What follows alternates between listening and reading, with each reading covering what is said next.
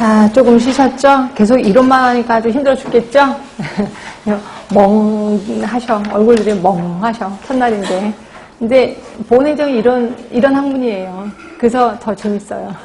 여러분들이 점점 좀비가 되어가는 모습을 보면서 재밌습니다. 나름대로. 자, 우리 계속해서 이론 들어갈게요. 사회학습이론 들어가겠습니다. 자, 사회학습이론은 이제 요게 한번 서울에서 나오고 그 다음에 안 나오더라고요. 근데 또 안 할 수도 없고 해서 하긴 하는데 이게 나올 수밖에 없는 건데, 자, 예를 들어 이런 거예요. 자, 우리가 지나가다가 이제 어떤 미친 사람이 날 때렸어요. 어떻게 해요, 여러분들? 어떤 사람이 갑자기 날 때렸어요. 어떻게 해요? 아, 신고? 아, 신고해야지. 그래서 바로 신고해요? 아니죠. 왜 때렸지? 이게 근데 막 또 어떤 사람 받아치는 사람도 있어요. 나 때렸어? 같이 딱 때려요? 아니지 않아요? 일단 딱 때리면 깜짝 놀라서 왜 날 때리지? 이러면서 순간으로 판단을 하죠. 이 사람 미친 사람이 아니야. 그래서 딱 보니까 미친 것 같아. 행색이. 아, 얼른 도망가야 되겠다라고 생각한다는 거죠. 그런데 혹시 강아지 같은 경우는 어떻게 할까요? 큰 강아지가 있어. 우리가 지난달 강아지를 발로 찼어. 얘는 어떻게 할까요? 생각할까요? 막 생각할까? 그게 아니라 같이 받아치죠. 이거예요. 사람하고 동물이 다른 점은 동물은 어떤 행위가 상황이 쫙 주어지면 바로 행동을 합니다. 근데 우리 사람들은 어떤 상황이 주어졌을 때 이걸 행동을 할까 말까 생각을 하고 아 해야 되겠네 라고 하면 하고 하지 말아야 되겠네 하고 안 하게 된다는 거죠. 이렇게 판단을 한다는 거죠. 그럼 요 판단의 기준은 어디서 생길 거야? 아 요럴 때는 내가 피해야 되겠다 라고 이렇게 판단하는 거 어디서 누가 가르쳐 준 걸까요? 응? 경험에 의해서. 그래서 그걸 우리 사회학습이론이라고 해. 결국 내가 사회생활을 하면서 그 나름대로 배운단 말이에요. 그리고 그 상황이 됐을 때 내가 그 전에 배웠던 걸 갖고 생각을 해요.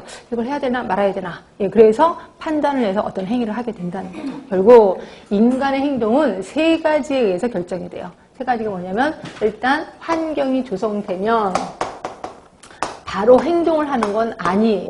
이렇게 환경이 조성됐을 때 바로 행동을 하는 거는 강아지나 그렇고요. 우리 인간은 여기에 인지, 지적인 생각을 해요. 내가 그동안 배웠던 것들이 있을 거야. 예, 그렇게 해서 이 세 가지에 의해서 행위를 하게 된다. 이거를 우리는 사회학습이론이라는 거예요. 이렇게 보시면 돼. 이게 결국 결론은 이 세 개예요. 그래서 시험 문제도 그렇게 나왔었어요. 그냥 환경, 행동, 인지적인 과정에 의해서 행위가 발생되는 거는 무슨 이론이냐 이런 식으로 간단하게 나왔었습니다. 이렇게 기억하시고 자 그래서 저는 조금 더 깊게 들어가도록 하긴 하는데 자 볼게요. A번에 보시면 환경과 행동이라는 측면 외에 인간의 인지적인 측면이 인간의 행동을 결정하는 요인이 된다는 거죠. 결국 세 가지야.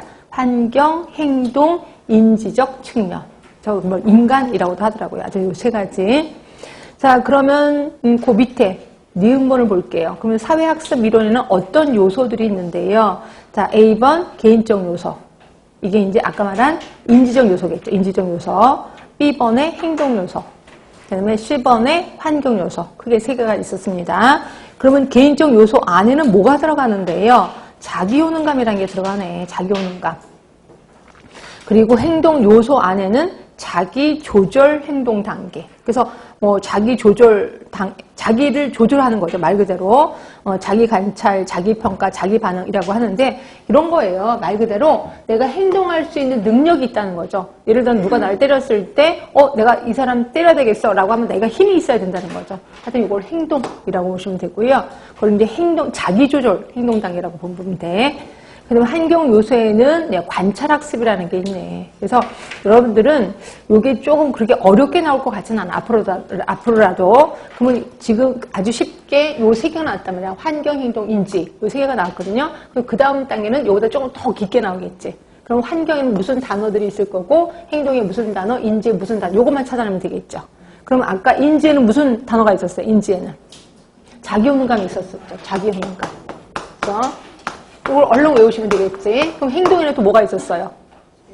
자기조절. 자기조절이 있는 거죠. 자기조절. 그리고 환경에는 뭐가 있었어요? 거기 관찰학습 있죠. 관찰학습. 그래서 그 다음 문제는 요 깊은 것들이 좀 들어가 있겠구나. 이렇게 보시면 돼. 그래서 다음에 뭐 환경 요소에 속하는 건 뭐냐. 이런 식으로 나올 수도 있습니다. 그러면 관찰학습이 환경 요소에 들어가겠구나. 그렇게 기억하시면 되고. 항상 이론은 그런 식으로 좀 외우시는 게 좋습니다. 자, 그 다음에 합리적 행위 이론이 있고 얘랑 11번의 계획된 행위론, 얘네들은 꼭 짝을 져서 같이 나오더라고요. 그래서 이 두 개를 하겠습니다.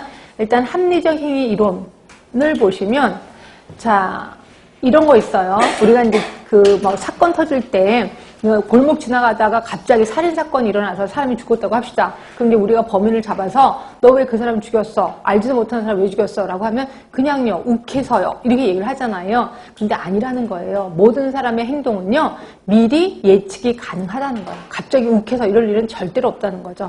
그게 합리적 행위 이론이야.